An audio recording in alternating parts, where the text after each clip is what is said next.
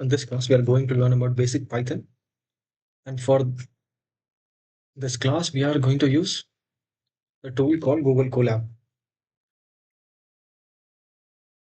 or Colaboratory.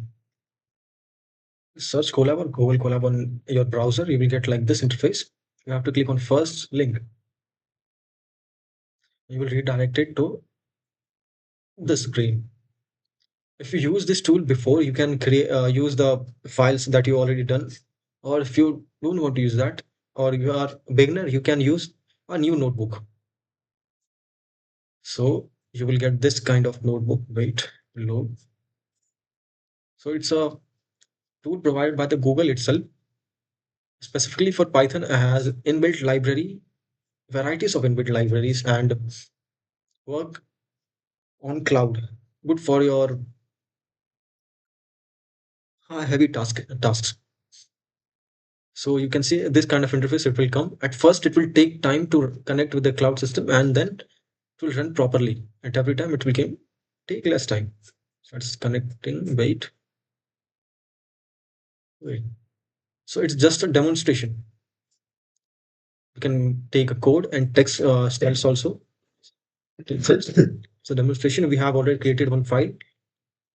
And this one now, you can see the basic Python file name and .ipynb is the file extension for this Google Colab notebooks. So as our first lecture, we are going to learn about variables in Python. So basically, what are the variables? Normally in mathematical term, you have heard about variables as something that can vary, that can change. Or in real life examples, you have seen many containers on your shop, on your home, and many elsewhere. You have seen that containers consist of many things like in shop it contains chocolates, food items, and in your home spices, many things. It all things known as container. And this programming language and Python programming language also, the variables means that can store values or data. As you can see, the ABC is our variable name, and let me write once again. ABC, or you can give any name. It depends on you completely. I'm giving as ABC as variable name equal to, I'm giving assigning any value like 1, 4, pi. This is a value integer. Now I have to print this one.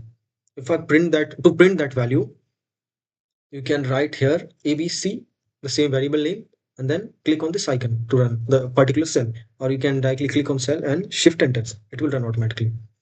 How you check whether the cell is run properly or not? If you get this green tick on the left corner, so the cell is working properly and you don't have any error. So now, this ABC is a variable name and 145 is our value. What kind of value? It's an integer.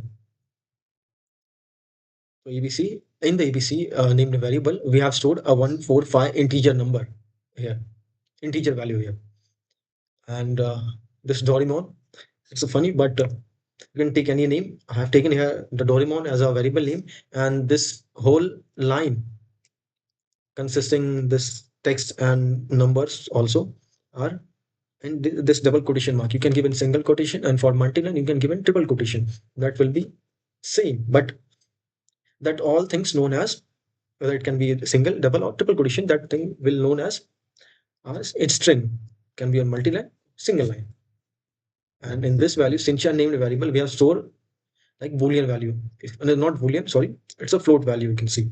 And for ABSC a named variable, we have stored Boolean value. So normally in mathematical term, we don't have any Boolean kind of values in basic. In programming language, we have it. It's a kind of good thing. You can see we can use it as a flag afterwards. So that will we will see in advanced lectures, not here. Okay. So to print the value for that specific variable, you have to name. You have to write the name at the last or at the next cell. Like I'm writing for I want to print the Doraemon value, Doraemon's variable value. So I have to write the same name, Doraemon. So remember one thing: it should not change, but should totally same as the variable name, so that it will not come any kind of error and will print the correct value what is stored in it. So it's coming. You can see for Sinchan also we have done same, and ABSC also. So it's type of this line you can see. So in Python we have one inbuilt function called type.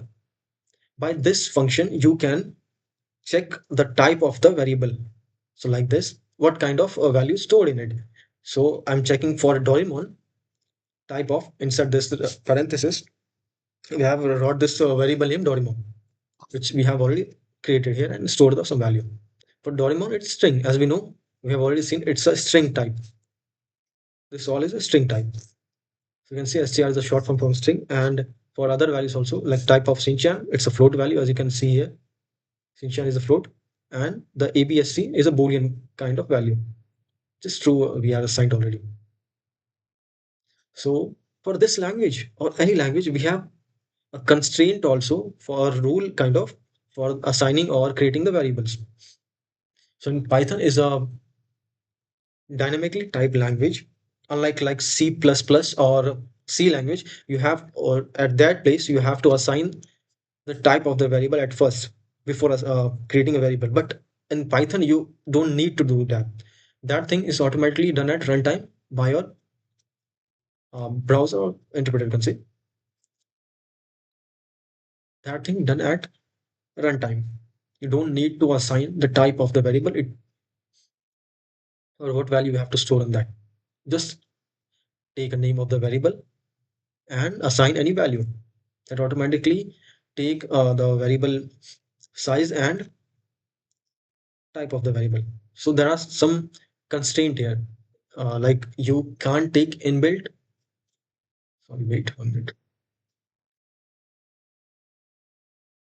Inbuilt name words or keywords as your variable names or the numbers as a variable names and the capital. One thing also in Python, it's a case sensitive language. Means if the variable is like a equal to 25 assigned,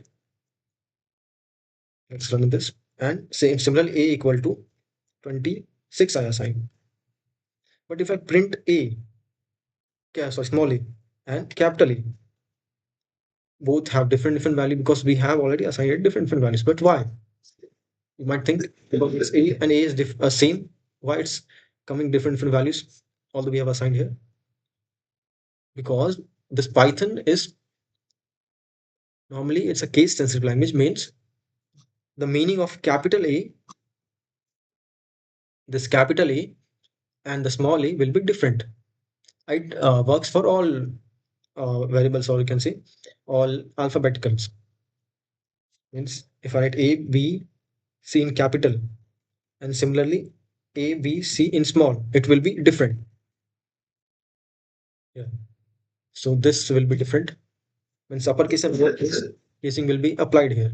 And as a number, you can't take, as we know, we can't take number as a R string, but we can take it in between the characters or at the end of the characters. Can be good or can be assigned as variable. Now you can take this underscore and variable name, oh sorry, underscore and then characters as a variable name